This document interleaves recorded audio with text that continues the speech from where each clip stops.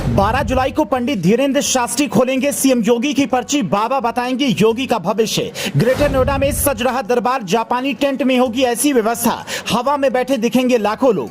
आप भी करना चाहते हैं धीरेन्द्र शास्त्री से मुलाकात, तो करना होगा ये काम, खुद बाबा बुलाएंगे नाम।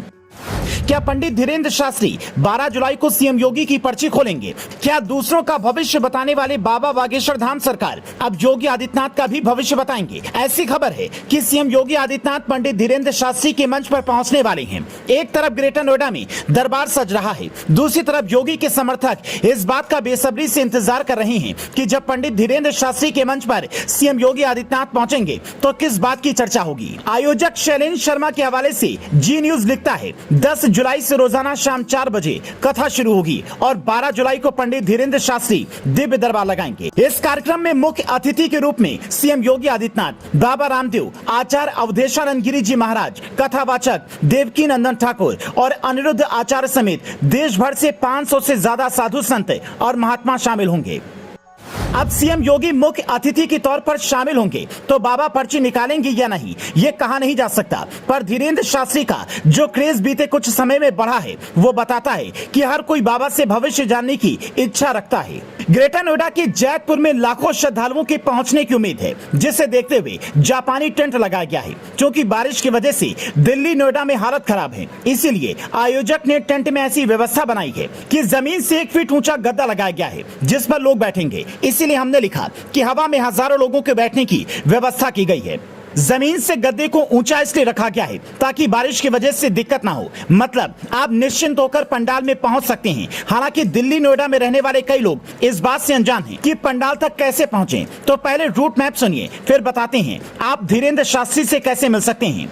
अगर आप दिल्ली में रहते हैं तो मेट्रो से सेक्टर 37 पहुंचें, फिर वहां से परी चौक के लिए बस पकड़ें और फिर परी चौक से ऑटो लेकर जैतपुर पहुंच सकते हैं। एक और रास्ता नोएडा सेक्टर 52 से जैतपुर मेट्रो डिपो तक जाने का है। उसके बाद वहां से घूमते टहलते आप पंडाल तक पहुंच जाएंगे।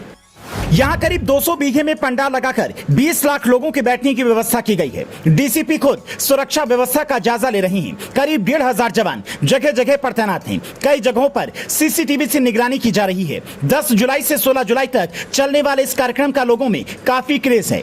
लोग ये तक जानना चाहते हैं कि पंडित धीरेन्द्र शास्त्री कहाँ रुकेंगे। ऐसी खबर है कि उनके रुकने के लिए गौतम बुद्ध नगर यूनिवर्सिटी और जेपी रिसोर्ट में व्यवस्था की गई है। गौतम बुद्ध नगर यूनिवर्सिटी में खुद सीएम योगी आदित्यनाथ भी रुक चुके हैं। इसीलिए हो सकता है धीरेन्द्र शास्त्री सुरक्षा के लिहाज से इस जगह को ही चुने। हालांकि धीरेन्द्र शास्त्री जहां रुकेंगे वहां वो किसी से मिले इसकी संभावना कम है। इसीलिए अगर आप उनसे मिलना चाहते हैं तो आपको पंडाल में ही जाना होगा, दिव्य दरबार में शामिल होना होगा। वहां अगर आपकी पर्ची लग गई तो धीरेन्द्र शास्त्री आपको बुला लेंगे। पटना में जब दरबार लगा था तब वहां के हनुमान मंदिर में भक्तों ने एक चुनरी में नारियल, लौंग और सिंदूर बांधकर हनुमान जी के चरणों में रखा था और ये अर्जी लगाने का तरीका था। उन्हें 21 दिनों तक लहसुन प्याज न खाने का संकल्प दिलवाया गया था। इनमें से कई लोगों ने पंडित धीरेन्द्र शास्त्री से मुलाकात की थी।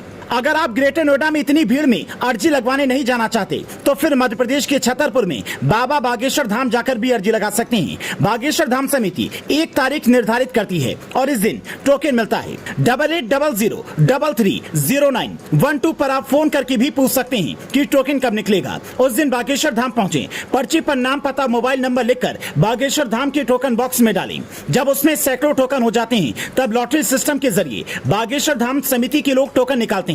वहां जिनका नाम आता है उन्हें फोन जाता है कि आपकी पर्ची लग गई है। फिर धीरेन्द्र शास्त्री के दरबार में वो पहुंचता है। ये टोकन बिल्कुल निःशुल्क है। इसके अलावा बाबा पंडाल से किसी को भी बुला लेते हैं। अगर आप बाबा बागेश्वर धाम के सच्चे समर्थक हैं तो ये जानकारी लोगों तक पहुंचाएं और कमेंट करें।